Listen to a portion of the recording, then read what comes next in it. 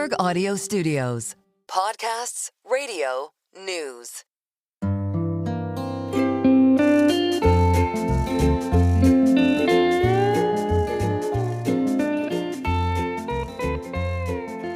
Hello and welcome to another episode of the Odd Lots podcast. I'm Joe Weisenthal. And I'm Tracy Alloway. Tracy, I would say that within the broader realm of finance and markets and Wall Street and stuff that we cover, like deals and deal making, maybe we don't cover it enough.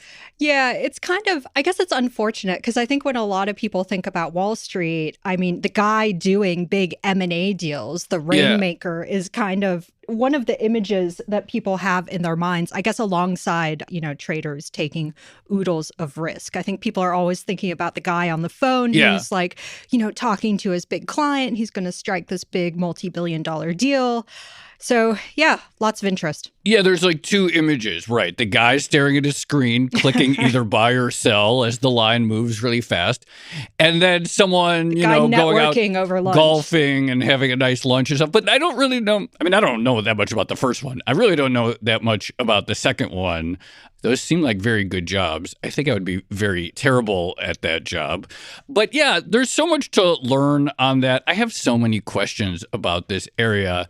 And we should probably talk about deals and the trajectory of deals and the history of deals and the future of deals a little bit more. Let's do it. So I have to say, I used to cover the investment banks for the FT. And within that, there was obviously quite a lot about the M&A business. The one thing I know for sure is that the bulge brackets, even though M&A is not the entirety of their business, as you know, they care a lot about it. They care a lot about the league tables and who's doing better than whatever other firm. It's extremely competitive. So let's dig into it. Just to reveal my own ignorance a little bit more, I don't even think I have a great handle on the question of why within one firm, banking and trading are often parts of the same company. Oh, why they're the same company? Yeah, I thought you were going to say you didn't understand why they were separated. No, and that's why I was shocked. No, why within a large firm, these are natural complements to each other as part of the business. Even that, I don't have a great handle on. I have a feeling that our guest knows exactly the answer to that question. We do indeed have the perfect guest. We are going to be speaking with Scott Bok, the longtime former chairman and CEO of the investment bank Greenhill Co. He is out with a new book called Surviving Wall Street. So, Scott, thank you so much for coming on Odd Lots. It's great to be here. Thank you. There's so much I want to talk about, and it's so bad that we could probably spend an hour with you just answering very rudimentary questions about the business. That seems like kind of a waste of your time. I have a random question, one I've always wondered about for so long. You can make a lot of money in investment banking, in deal making, and making deals happen. What does the investment banker bring to the table? I always think a company wants to buy another company. Why can't they just go find it in-house? What does the investment banker bring to the table that's so valuable that companies, at least in some cases, are willing to make the bankers quite rich? I actually answer that question early in the book because I think most people don't really understand. They pay these big fees. What do these people actually do? And there's actually several things they do. Number one, they may tell you it's the right time for an acquisition. They might tell you what is the right value for that acquisition. They might tell you how your stock price might react to that acquisition.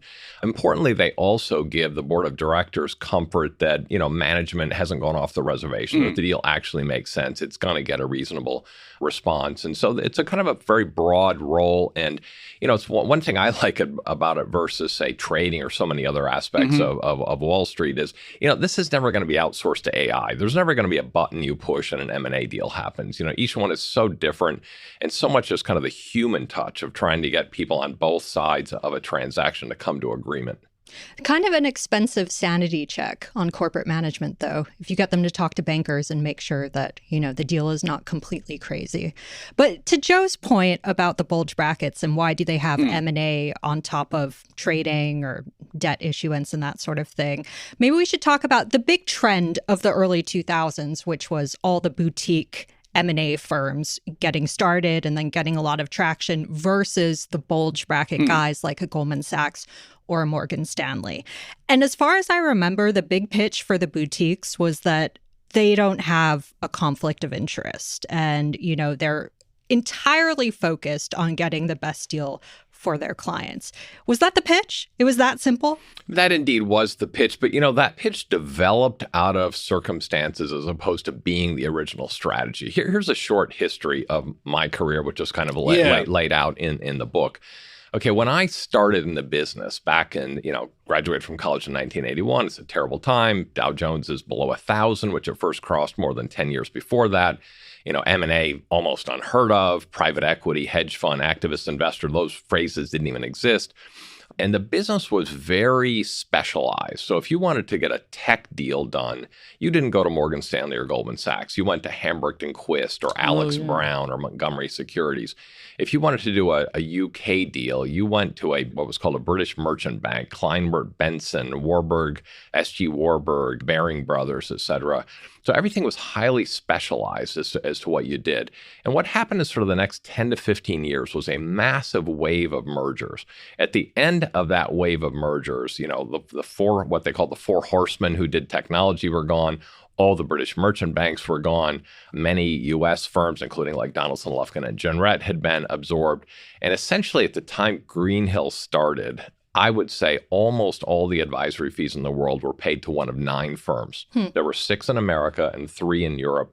So it got very, very concentrated. And I would say Greenhill was formed, and then a whole bunch of other firms sort of followed us, particularly once we went public. Greenhill was formed as kind of a reaction to that consolidation. It's like you'd go to a client and say, there are sort of 2 flavors here. There's 9 guys selling one flavor, which is one-stop shopping, all the different products, very sales-oriented approach. And then we're selling this other flavor, which is we're totally aligned with you. All we're focused on is M&A. We don't have anything to cross-sell you. And one thing I talk about in the book, which is kind of interesting, is what really drove that conflict pitch to clients was not something that had anything to do with M&A. I think it's when Elliott Spitzer went after Merrill Lynch and other firms and eventually had a settlement with the whole industry. We just recorded with Henry Blodgett. So this is a good follow-up. Look, he, sorry to say, got in a little bit of trouble for that one. No, we acknowledged it came up on the episode. You may recall that. But yes, he was focused on, research analysts writing glowing reports for companies they didn't believe in to try to get shares sold in an IPO. But, it woke up corporate America to the fact that sometimes there are conflicts of interest you're not aware of. And why not hire a firm that doesn't have any of those? So we kind of adopted that as our strategy, as our calling card, and it worked really well. So conversely, the story I always heard from bulge brackets was like, okay, you can go with a smaller firm that might not have a conflict of interest and all these other businesses trying to get your attention and sell you stuff. But if you go to a boutique bank, there are some downsides. So obviously, they don't have the same financing and credit and capital market services that a bulge bracket would have. And also, they get paid only when they complete the deal. And so, they want to complete the deal and they might not actually be providing you advice on why you shouldn't do the deal. What do you say to that pitch? Look, that is the legitimate counterpoint. And then the counterpoint to that is, yes, but our business is built entirely on reputations. And if we're out there telling companies to do deals that don't really make sense, it's going to hurt our reputation. We're in a long-term business. We're trying to build a brand, trying to build a client base. And so, but fundamentally, there's room for both players. And both players have certainly thrived in the years since then as M&A has really boomed in America and around the world. But what we did and what really differentiated us is just that we had a different strategy. It was a different flavor for companies, and many of them were worried about conflicts, or maybe they liked a real small firm approach, or they liked the hands-on sort of senior guys working on the day-to-day aspect of the deal. And so it worked very well. And, and really a whole bunch of firms followed us into that once we actually went public and had a lot of success with that. Yeah, we should talk about that because you were kind of a victim of your own success in some ways. Just to set the context for the rest of the conversation a little bit more, why don't you just sort of fill out the short version of your career history and Greenhill specifically? You talk in the book about the founder, Bob Greenhill, also at Morgan Stanley, but just sort of give us like the rest of the outline of your / Greenhill's history. Sure. So I worked at Morgan Stanley for about 10 years after a brief time at the law firm Wachtell Lipton doing M&A. I was at a vastly different level than Bob Greenhill. He is a full generation, probably 25 years older than I am. So at the time I moved for some period to London for Morgan Stanley, I was an associate, pretty lowly job at the firm. Bob was president, pretty senior job at the firm. By the time I came back, he was gone. What had happened, and you guys alluded a few minutes ago to, why are sort of bankers and traders under the same roof? Well, back in those days was when that was first happening.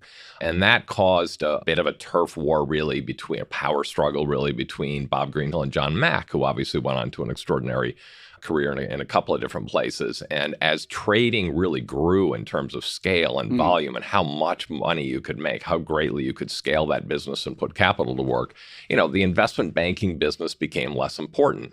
I mentioned in my book a great quote from a mentor of mine at Morgan Stanley, who I don't mention his name, but he used to say investment banking is the hood ornament on the Mercedes. The engine of the Mercedes is the trading operation.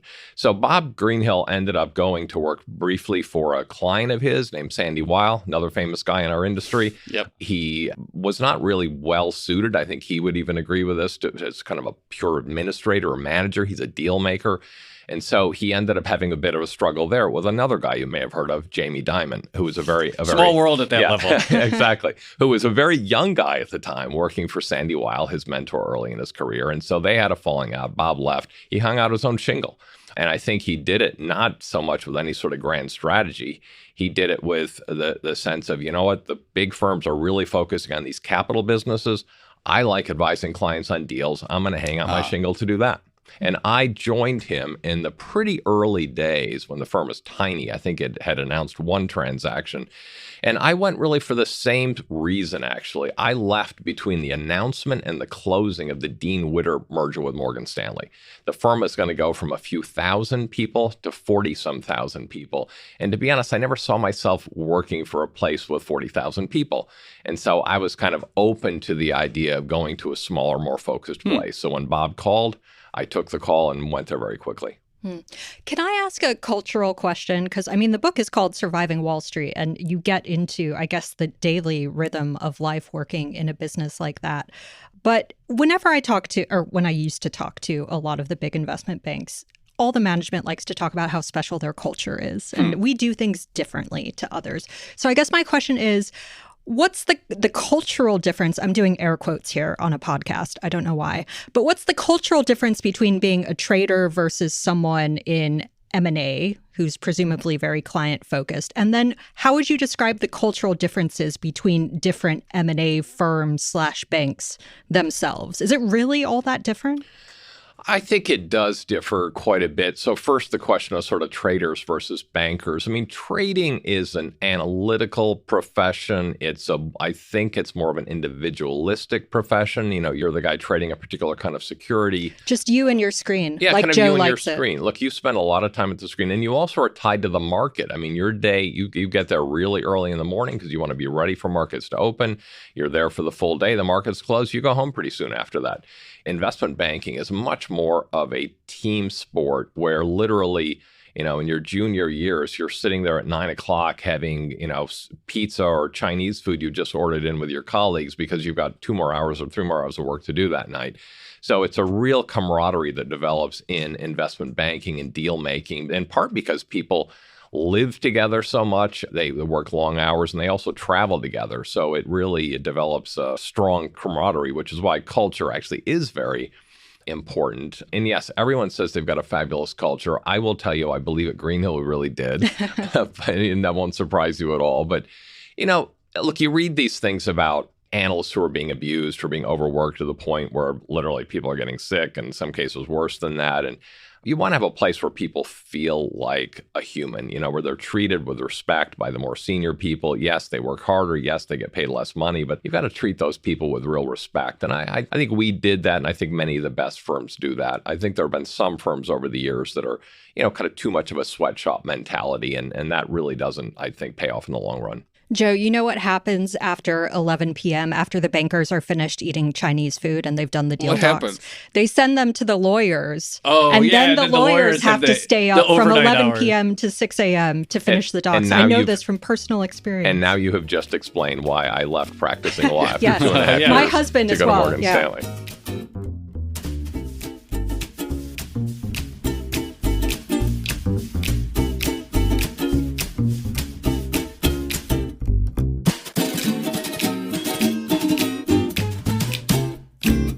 You said something at the very beginning that I think was very important, which is that when you started your career in the early 80s, the scale of the deal-making industry, set aside the deal-making industry, deals, period, were just not as prevalent. There was just not. What changed? I think this is going to segue into a really interesting topic, but it did change right around that. I mean, a grand innovation at Morgan Stanley in the years before I got there was when somebody said to Bob Greenhill, hey, why don't you form a group with 3 other people and see if we can sell advice to companies who want to do M&A deals. There were 4 people in the group, right? So it was a tiny, tiny business. And even when I started, got out of law school in 1984, it was a very small business. I think looking back, what really drove a lot of that was globalization. I think if you think back to, when I was a kid, I'm sure probably you're younger, but when you were a kid, I mean, every town had its own newspaper, every town had its own bank, every region had its own soft drink brands, its own ice cream brands, its own, other, consumer brands. And if you think about what happened in the ensuing years was you had trillions of dollars of M&A that essentially rolled up companies into first national and then global sort of champions. And, I looked back, for example, because I thought this might be a topic given what's going on in the world right now. And if you look at cross-border M&A, and meaning buyer on one side, target on another, from American companies, I mean, I look back in the early 1980s, there were some years when there was roughly zero. Wow. And for the last 10, 15 years, it's between $500 billion and $1 trillion a year. So that's what really drove it, was you had a very fragmented industry in every industry. And still, there's always more deals to be done. But what really happened was forming these national and global companies through M&A. So one thing you describe in your book, and you sort of explain all these different events through your personal career, but 5 crises that defined Wall Street. So the collapse of LTCM, the bursting of the dot-com bubble, the 2008 financial crisis, the COVID pandemic, and then the sort of aftermath. Talk to us about the aftermath, because I think a lot of people would think, 2022 was a terrible year for markets and we saw a lot of deal volume collapse. But what's the sort of existential crisis that's facing deal making in the post-pandemic period? Sure. Yeah, much of the book is really about leadership and sort of navigating those 5 crises. And the reason surviving's in the title is that a large majority of the Wall Street firms that were in business when I started are long gone. So it really is a game of survival played on a grand scale. And I do talk about those 5 crises. The 5th one is the hardest one to name in a pithy way, but I think in some ways it was the most complicated, because I would say, if you wanted to describe it, I would say it was the combination of COVID recovery, when there was a ton of stimulus put into the economy, and the Ukraine invasion. The combination of those things drove up inflation, drove up interest rates, and I think it's fair to say we are still kind of reeling from that. I think they even had political implications in terms of how, what president got elected and for what reasons and so on. So that, I think, was a very sticky crisis that also involved the way we work, not just markets, not just, the interest rates we're going to bring them down to try to reflate the economy and all that, but really literally the way people work, trying to work from home and, not having the same sort of in-office culture and training and kind of team efforts to win and do business. And so that's been a hard one, I think, for American business to work their way through. I want to talk more about the actual reality of globalization and what that means, because to this day, countries feel prideful about their national champions.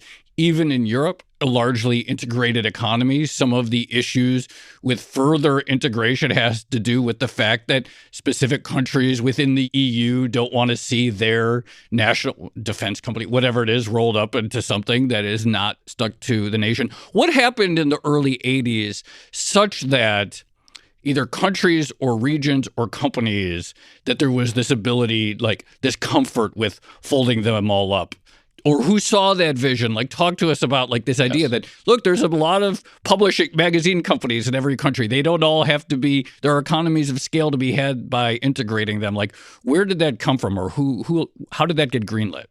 Well, I think, the 1970s was a really stagnant period. I mean, I was in high school and early years of college in that period, but it was really stagnant, right? The Dow Jones was lower kind of at the end of that decade than it was at the beginning. So that's a long, difficult period. And I think, with Ronald Reagan, with a view that we're going to be more real capitalism, we're going to let capital flow freely. We're going to reduce regulation, reduce taxes, all that kind of stuff, and try to get things to grow. That that spread around the world to a fair degree. And now that I look back as a nation, we think about whether we want to reverse globalization. I think back, like, what were the key events?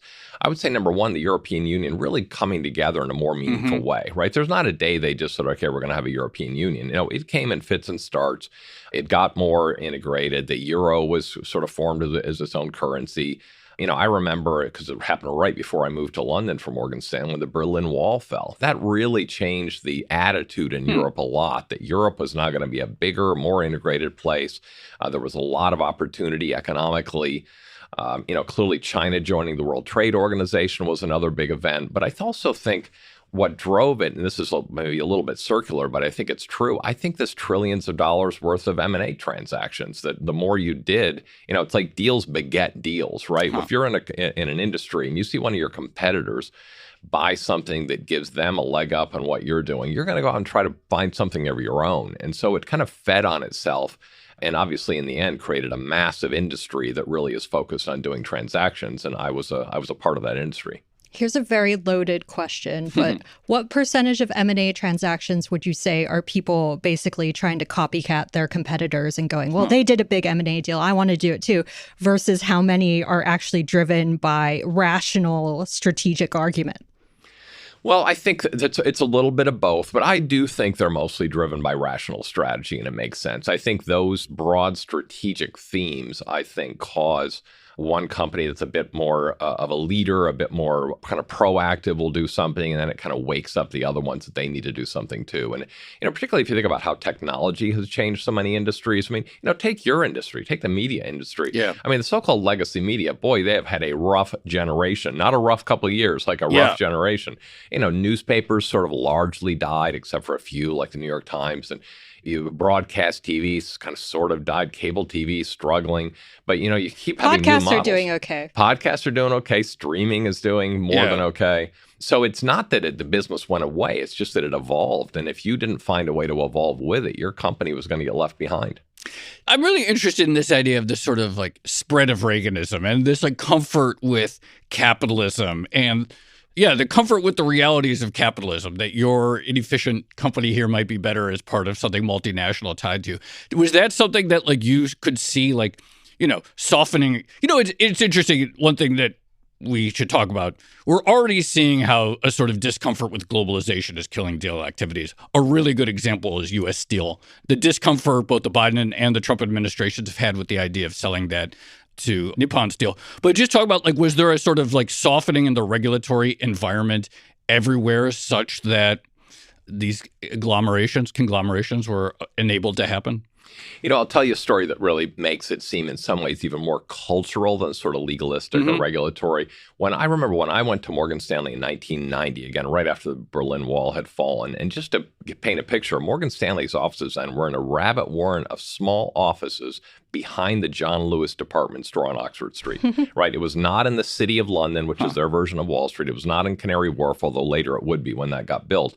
It was a very, very small business. Goldman Sachs was very small over there too. But I literally look back on it and think, we were a little bit like missionaries. We weren't selling a religion, but when we traveled to places like France and Germany and the Nordic region and so on, the religion we were spreading is that you should focus on shareholder value. Shareholder value. Have you heard the good book of shareholder value? Exactly. Because, this thing that we totally came to take for granted about like what are corporations for? What is their purpose? Is Americans would tell you, and I think now around the world they would tell you, they're largely for shareholder value. You can talk about different constituents and so on. But I can tell you when we went to talk to German and French and other companies back in the early 90s, that was a novel concept for them, that it wasn't just about building a bigger enterprise or surviving difficult times and just building great resilience. It was about, wow, you can actually focus on the goal of creating shareholder value. And that is what drove, I think, M&A, and that M&A just kind of a virtuous circle drove more of that thinking. Tracy, I have to say, I've been so thoroughly enmeshed by the messianic message of shareholder value. I almost have like a hard time imagining a world in which companies don't perceive that, and governments and citizens don't perceive that as the mission to make the stock go up. Really? Okay, well, here's my next question. And this is the reason why I kind of asked you about the post-pandemic crisis, but it does feel like we are in a somewhat different world. And we now have a president who I think everyone initially thought he was very pro-business, and we saw stocks of a lot of smaller M&A boutiques go up and stocks of a lot of larger banks go up after the election or around the election. They've since come down because a lot of the measures, a lot of the statements coming out of the Trump administration don't actually seem that business friendly. And we have reports, for instance, of Trump telling companies, don't raise your prices too much to offset the tariffs because, it's a political liability for him. That seems to fly in the face of the mission of creating shareholder value. Is this a new regime? It certainly feels like a new regime. I think companies' job is to try to figure out how can I create or maximize, is the word often used, shareholder value given whatever circumstances surround me. And those circumstances are both economic and they're also political and they're also regulatory. But I do think one of the reasons that you see just really a remarkable amount of volatility right now, and I said I wouldn't use this word, but I'll use it, uncertainty, that clearly okay. is. Well, you made it about 20 minutes or 25 minutes. So it's good. okay. It's clearly impacting markets. But, when I talk about in my book, sort of the Dow below 1,000 on the day I graduated college, and it's 40,000 today, I made 40 times gain. And I do feel like a lot of that was driven by globalization. And I think if that was going to be reversed, sort of the untangling the strands of spaghetti that we've created in sort of the corporate world, I think is going to be very problematic. And that's why, you hear things like, I think Secretary Besson the other day talked about how the current situation between the U.S. and China is unsustainable. I think a lot of business people are thinking, yeah, it's unsustainable, and therefore they won't sustain it. Yes. they will back off. But I'm not sure that's going to happen, and nobody else is either. The bankers and these missionaries extolling the shareholder value mantra around the world. What was the previous belief system in place before that? If you're in Germany, what is the role of a company that your vision superseded?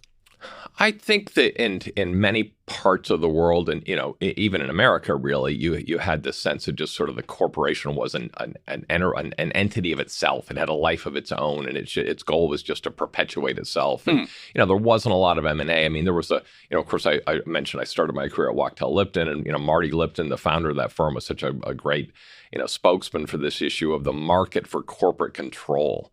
That only when you had the discipline of the market that said, essentially, you're a CEO, you're a board, manage it however you want. But if you don't manage it well, your stock price will go down and we will buy you. And then you will be out of jobs and we will take over and we will run it better than you do. And that market for corporate control created a discipline on companies that they had to try to maximize shareholder value, because if they didn't do that, they would get bought. Yeah.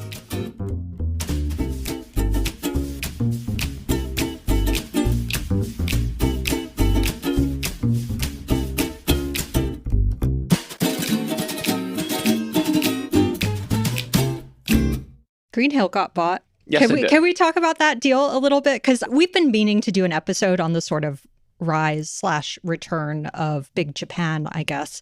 And we've never quite gotten around to it. But obviously, Mizuho coming in, buying a company like Greenhill for, I think it was $550 million. Correct, 550, yes. 550 million. A lot of people were saying at the time, this is, another big Japanese bank trying to make a splash in overseas markets. Maybe it's about the idea that given tensions between the US and China, there's going to be more opportunity for deal making by Japanese companies. There are all these sort of strategies attached to why this deal was being done. You were directly involved with it, I assume. What was your interpretation of what was going on? The book certainly tells the story of the evolution of our industry. Again, going back, we were a pretty unique business for a long period of time. There's a whole chapter in there about all the many firms that followed us, particularly once our IPO not only was a success, but quadrupled in share price over the first 18 months. So we were worth $2 billion and still not many more than 100 people, including, the receptionists and everybody else.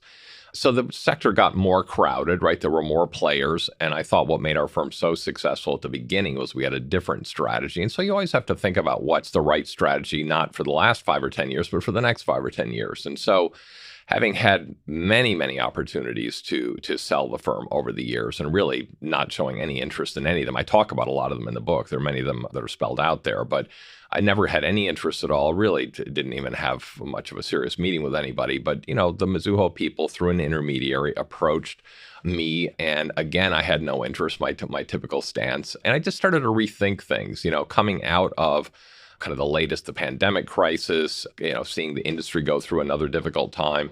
Also, frankly, my own personal situation. I mean, I thought about subtitles for the book that would be something like Life Cycles of Wall Street Firms and the People Who Run Them, because, we don't go forever either. And I thought, for the next chapter of Greenhill, I think being part of a strong global international bank like Mizuho would be good.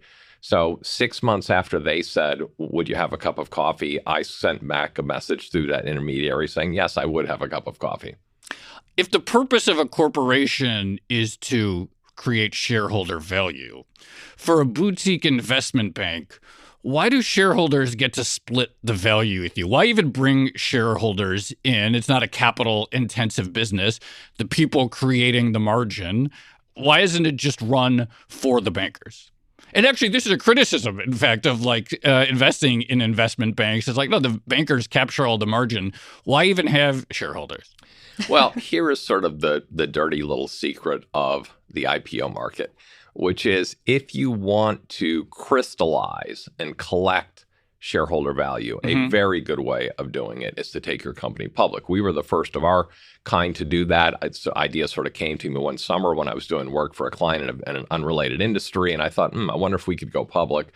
We decided if we had one more good year, we're going to do that. So on January 2nd, 2004, I called up Goldman Sachs and others and said, hey, would you consider taking us public? And that's a great way to crystallize value, realize value. Worked out great for our early founders for sure. Being a public company is not nearly as much fun as going public. And, and in fact, I mentioned in the book, part of my thought process when I ultimately decided that we would become part of Mizuho, the number of publicly traded companies in America in the lifetime of our firm fell in half. And part of that is investment funds want to invest in bigger, more liquid stocks. And part of that is there's more regulatory hurdles to being a public company. And so it declined a lot. So sometimes people will say to me, that really is difficult being a public company. Do you regret that? I'm like, no, I don't regret that because we all made a lot of money by going public. And by the way, had a lot of fun as well. So that was all good. But I think for many companies, and the reason you often see companies go public, be public for some number of years, maybe get taken private by a private equity fund. And then what happens? 3 to 5 years later, they take it public again, maybe in a slightly different form. So that's the kind of yin and yang of the IPO market, which is that it's not forever. You tend to do it for a period. Wasn't the argument also if you're a partner at a boutique M&A firm, you have sort of equity in the business, some sort of partnership stake. But if you IPO, then you basically trade that illiquid equity for something that's public and quite liquid that you can monetize. Well, and even more so, that's all true. But even more so, if you were a partner of Goldman Sachs before it went public, about 5 years before we did, when you retired or sold effectively sold your shares back to the firm, you got paid out at book value. The day it went public, I think it went public at like 3 times book or something like that. So suddenly overnight, the value of what you had tripled. You can read histories of Goldman Sachs, kind of like my book is a bit of a history of the industry, and see some of the tension over the years because you had generation after generation of partners who would reach retirement and get cashed out of book. And then along came one generation that decided, we're not going to get cashed out of book. We're going to do something different. And that's kind of the calculus we made as well at Greenhill. I mean, there was a long history, even before our firm, of smaller boutiques that eventually got sold. They would sell out to a bigger bank. And I wanted to keep us independent. I thought we could go a long way and build a big global firm and all that sort of thing. And so I thought, really one summer, I just thought, I wonder if instead of crystallizing value by selling the firm, I wonder if we could go public. Let's talk a little bit more about the contemporary environment and the prospect of deglobalization. The initial COVID supply shock obviously woke up a lot of countries, at least in key strategic sectors or whatever, to have their own capacity. Then the war in Ukraine further dividing the world among multiple lines. Now the tensions with China specifically, but also maybe with every other trading partner, including Japan. And talk to us about what's emerging potentially from your perspective in the place of the ideology that you preached throughout most of your career. Yes, it is different change from just the kind of the pure shareholder value. We don't care where our plants are. We don't care where our customers are. We just want to have the right configuration to maximize shareholder value. If you or your government has to start thinking about, hey, maybe we want to have some of our own capability in that field, it really changes everything. I mean, here's a really simple example. If you are running a country that's in a climate that's not the greatest place to grow food, you probably want to grow some of your own food nonetheless. It may be more expensive, maybe more difficult, but you probably want to have some of your own supply. What's now being talked about is maybe that's true in a whole bunch of things. Maybe that's true of, pharmaceuticals. Maybe that's true of our defense products. Maybe that's true of all the electronics that we all, live with every single day of our lives. And if you start thinking that way, I think it will quickly lead to countries saying, I'm not sure we want to allow this foreign company to buy our wonderful company here, because if we will lose control of that production. And I think if you start to think broadly as a government, you could convince yourself that in almost every industry, you'd like to have some of your own capability. I was just, this came up on a recent podcast, but the administration recently talked about how much we import in textiles and clothing. And it's just like, this is not a strategic sector particularly. This is not a sector associated with high margins or high value jobs. So to Scott's point, Tracy, yes, countries can suddenly start to convince themselves that every sector of the economy needs to have domestic capacity. Why is the U.S. not growing its own silkworm supply? Or bananas. Or mangoes, or avocados. Avocados, These are the big questions. We love guacamole in this country. Yes, we need our own avocados. We do indeed. Okay, so if we're in a period of heightened protectionism / deglobalization, what exactly should M&A advisories actually do, the deal makers? Do you start focusing on restructurings instead? I know Greenhill did a lot of restructurings post-2008.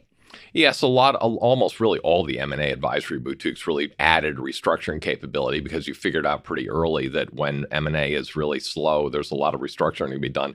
This cycle, though, I'm not sure that it necessarily shifts into a lot of restructuring, because it's not like the economy is that bad. Now, maybe it gets there, of course, but I think, what you're seeing in the statistics year to date, certainly, is that there has been considerably less M&A. I mean, somebody told me the last month, some data was showing that it's like the slowest month in many, many years. And so I think we're not yet in a period, I don't think, of deglobalization, but we certainly are on the brink of one. And if the tariffs, really got solidified at significant levels, I think that would perhaps create some M&A opportunities. I don't think as many as under the old religion of free trade and shareholder value, but I think it'll create some. I mean, you'll need, European companies that sell in the U.S. might think, okay, we need to have manufacturing capability in the U.S. to service that. And vice versa, U.S. into Europe and U.S. into other parts of the world as well. So there's always, as an M&A banker, again, whatever the rules are, you can find deals that make sense. The thing is, right now, people don't know what the rules are, so they can't quite do that. How much is it simply Rolodex? Knowing the person to call, knowing the person to get the communication with someone else, and how much does that value compound over time such that a veteran deal maker has a sustainable edge over a junior deal maker simply by dint of volume? Certainly the Rolodex, or the electronic equivalent thereof, is very, very important. I mean, if you think back, what's interesting again about the evolution of the industry, which is so fascinating, that was so small and became so big. Initially, very few people were in the business. And a person like, say, Bob Greenhill, who founded our firm, I mean, he had a huge market share by himself. I'm not talking Morgan Stanley's market share, like his market share. And there were a few other guys that had sort of the same thing. And they did everything. Today we're doing a paper deal. Tomorrow we're doing a computer deal. Day after that, we're going to do an energy deal. What happened as the industry grew is that firms realized that to create a competitive edge in trying to win business, you should be a specialist. And at first they thought, okay, you're going to be a healthcare specialist. And then later that got broken down to, well, that's not narrow enough. You got to be either a biotech or a pharma or a healthcare devices or a hospital management expert. And so you created all these like subspecialties where people may not be a household name. They may not ever, get their name in the Wall Street Journal or something, but they may be the leading M&A expert on a niche within healthcare, within technology, within industrials that builds a great business for them. So it's kind of a narrow but deep Rolodex people try to build now. Speaking of household names and the Wall Street Journal, this is actually something that I wanted to ask you about. So when I first got your book, I immediately went to the index and I looked up every media organization name and then read what you said about Bloomberg coverage, Financial Times coverage, Reuters coverage. And one line that I thought was interesting is you had a criticism of one of the news stories where you said that, it was a news publication that was making out that the departures of some of your bankers were a bigger deal than they actually were. And you make the point that, well, outsiders can't really tell the difference between whether or not, someone who's leaving is a huge deal in their industry or not. What advice do you have for financial journalists who are trying to figure out whether or not this particular guy is a big deal / rainmaker in his particular niche? Well, first of all, I was hoping you wouldn't go to the index and look for your company. By the way, huge fan of Bloomberg. Thank you. The point I made, and a whole chapter is titled from a comment that somebody made on Bloomberg once. But I think what I talked about a lot in the book is my relations and the firm's relations with the media, and on the way up, boy, did they help us. I mean, it was incredible the way they fed this sort of brand building, and kind of each story added to the luster and helped you win the next piece of business. And that piece of business got you another good story. And then it just was a beautiful, virtuous circle. But the media relationship gets more complicated as time goes on. The media, I think, sometimes has a tendency to both want to build entities or people up a lot. And then it's kind of really interesting if you can sort of tear them down as well. So, I had my complicated relationships with the media, and I think it's hard for them to know from the outside. I mean, there's a whole, as you well know, there is a whole industry of advisors out there who are trying to help companies, to some degree fool you, right? To some degree, put the lipstick on the pig, to put the right spin on whatever happened yesterday, to make the quarter sound better than it probably was. So I think you've got a hard job. I mean, I think Bloomberg does it well, and so do some others, FT, Wall Street Journal, et cetera, do a nice job. But it's not easy to ferret through what's the real story on a quarter or an M&A deal or whatever news there is. Well, thank you. I appreciate that empathy. Yes. Why do deals leak? What is the most common reason that a deal might leak to the media early? I don't understand why anyone talks to reporters. I am very glad that some people seem to be willing to talk to the media, but I never really get it. I would never. Why do deals leak? And what is the most common source of leaks? That, I am happy to say, is a mystery to me. Certainly, really? They never leaked from me. Okay. Part of the argument, going back to why the so-called boutique investment banks did quite well for a long time, I mean, part of the pitch we made was, if you care about confidentiality, which every company does when they're kind of secretly hatching some deal, is that if you have a small team, small firm involved, you're less likely to have a leak than have a big team, big firm involved. Makes sense. And, we used to point out that, if you imagine the biggest, the Goldman Sachs, the JP Morgan, like just how many compliance people would even have to hear about a specific deal before they got approval to lend the money, to give the advice and things like that. And so it's a numbers game in some way. But look, it's illegal to leak information on public deals, and it's surprising that somehow it happens. And of course, there have been insider trading cases as well, which is another form of abusing client information that you have. Proud to say, Greenhill, we never had an insider trading case, so I'm very pleased with that. Can I ask you a personal question? Sure. So there's a moment in the book where you talk about how you're 51 years old and about to go on your first ever 2-week vacation, which is kind of shocking. What's work-life balance like? Are you happy with the choices you made in your career? Would you advise young students to consider going into investment banking now? Is it better in terms of work-life balance? I'm not sure it's better. I mean, I feel that, look, that story is true because I always felt like, especially in the firm's early years, I played a pretty central role even before I was the CEO, because Bob Greenhill was a guy who loved to do deals and didn't really like to manage. So I didn't feel like I could be away very long. And so I would take 1-week vacations. But no, I mean, personally, I feel like I've got good work-life balance, but everybody has to work it out in their own way. I mean, I'm married to the same woman for 43 years. That's got to say something.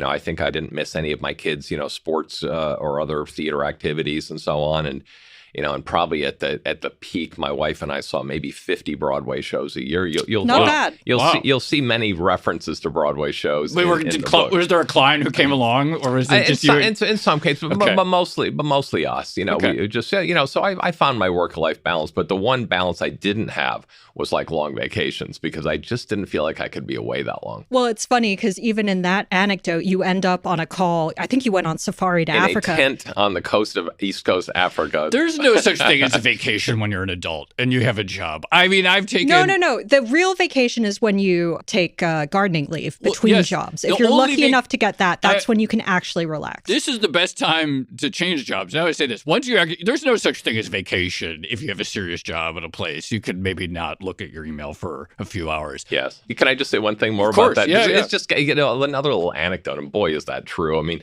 and this is one of the things that ultimately gets you to think, maybe there's a life after this, and I should think that it is time to sort of respond to one of these inquiries by the firm. But, I also talk in there about, what deal that we worked really hard on, fabulous deal, wonderful, about to be announced. And, I'm at the intermission of a play with my kids in the country, sort of rural Berkshire, summer theater thing. And you get this call that the thing died. I mean, and you have to, I say in the book that your job then is like, don't ruin your family's day. Keep your game face on and just keep moving. But, you're right. The bad news can come at any minute. It can come at 5 a.m. when you just woke up. It can come when you're at the intermission of a show. It can come in the middle of vacation. And that's a bit the price you pay to be in this industry. In recruiting these days for bankers, is it as important to say go to one of the best schools? People think about where their kids are going to go, is it fine if someone goes to University of Indiana or University of Mississippi or something like that? Like, how important is that pipeline when you think about the industry today and recruiting of young bankers? I think a good thing is that it has become much more democratic in terms of there's opportunity from almost everywhere. I mean, you mentioned Indiana University. They actually happen to have a great undergraduate business school, and they've sent a lot of recruits. Yeah, I didn't mean it in a negative way, but it's not, it's not an Ivy. No, but it used to be. When I started out, I mean, I think at Morgan Stanley, we recruited at very few schools, undergrad or even fewer MBA schools. And at Greenhill was kind of the same way. But over time, in part because the industry needed so much talent, then you sort of started going to the Big Ten, and then you start going to the smaller liberal arts schools, and you start going to the Southeast schools. And now I think young people who work hard, who take enough of the STEM stuff to be able to do the math to be a banker, they can come from almost anywhere and build a great career. So I think you told one of our fellow journalists, Sujit Indap, who has actually been on this podcast as well, but you described your role on Wall Street as kind of like being Forest Gump. So not necessarily the most important guy in the room, but someone who had a front row seat to all these really big moments in financial history. When I think of Forrest Gump, I think of how surreal a lot of those scenes are, and, Forrest Gump in the White House and things like that. And with MLK on the Washington. That's right. What was the most surreal moment for you, looking back on it all? Wow, it's really hard to pick out one. I would say, I mean, it's funny. I flippantly came up with the Forrest Gump line, and because I think I'll tell you one thing I think got my career ahead is I didn't feel like I always needed to be the most important guy in the room, and so I was happy to let Bob Greenhill, a generation older than me, be a more senior, more important guy. And by the way, if you stay in the advisory business, I mean, your client should always be more important than you. So you have to kind of subordinate yourself to the CEO, the chairman of the board. I mean, you're whispering in their ear, you're giving them great advice. Often you're giving that advice to the whole board, but it's not all about you. It's supposed to be about the client's objective and so on. So, lucky for me being at the firm I was at, I did end up almost like Forrest Gump being in an interesting spot for the dot-com crash, the financial crisis, 9/11, the COVID. I mean, I sort of saw all those, and I'm not sure what I would pick would do the most surreal, but that's a really good question, because there were a lot of them where you just kind of can't believe you're there at kind of this critical, kind of pivotal moment during one of these crises. There is this backlash to globalization happening. There's on many levels, there's the security concerns. People feel a certain sense of sadness that, the local potato chip maker got bought and is now part of Frito-Lay or whatever, and that brand that they loved as a child. And I get, these things that you describe, which were sort of pivotal to this expansion of the global economy and so forth. Do you have any regrets or change of perspective on some of these questions over time about the sort of the zeal with which many people were spreading the shareholder value mission and the sort of perhaps understandable loss of like their local environment, what made their area distinct, et cetera? When you look back over it, what is your perspective on that? Look, I think an interesting book for somebody other than me to write would be, where do we go next in what I would call the whole transaction ecosystem? Because I know when I started out, I mean, again, I talked about how the 1970s, again, I was a very, very young person then, was kind of a stagnant decade, really very little economic growth, no stock market growth, et cetera. I think a country needed a real jolt of energy and activity and kind of a market for new shareholders to take over companies and run them differently. You know, at some point, there's got to be diminishing returns on that. And we now have this huge industry of lawyers and bankers that sort of do that kind of thing. And, you know, I think it's a legitimate question. Should there be some constraints on that? So that's a question to be answered for the future, I think. Scott Bok. The book is Surviving Wall Street, A Tale of Triumph, Tragedy, and Timing. Thank you so much for coming on Odd Lots. That was fantastic. Thank you. I really enjoyed it. Thank you.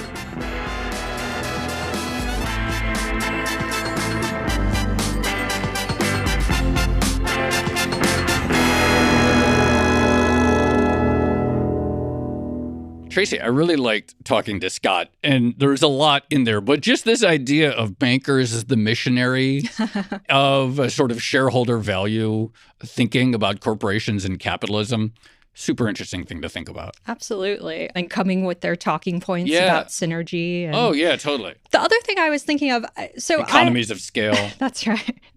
One thing I hadn't considered, you know, he talked about how low share prices can be like a form of discipline on corporate management, because if you have a low share price, then someone's going to start eyeing you and going, well, we could just buy that thing, and then you're probably going to be ousted as management. I hadn't really considered that, but it is true. Yeah, no, it's totally true. And it's a hard constraint on the ability of any management team to prioritize anything other than shareholder value. So it's like, I'm sure, you know, they're like, well, we want to keep people employed in this country because we've always had a history in this country. Well, if that's not profitable, productive employment, it's going to be a drag on your stock price, and you create the opportunity for one of your competitors to buy you, and then they who have no emotional resonance with this place, they'll do the hard job of laying off the workers.